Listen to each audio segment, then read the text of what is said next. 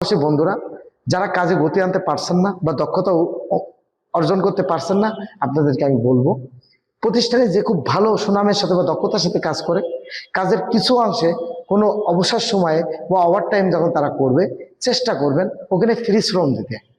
তার কাজের ধরন কিভাবে ধরে, কাজটা করে, কোথা থেকে শুরু করে, কিভাবে শেষ করে, কোন গতিতে আগায়, কোন ভাবে বসে, কোন ভাবে টানে, তার কাজের ধরনটা বুঝবেন। সে কোথায় ফাঁকি দিচ্ছে বা কোথায় দ্রুত যাচ্ছে, কোথায় স্লো যাচ্ছে, তার কাজের স্ট্রাকচার A to Z আপনারা রপ্ত করার চেষ্টা করবেন।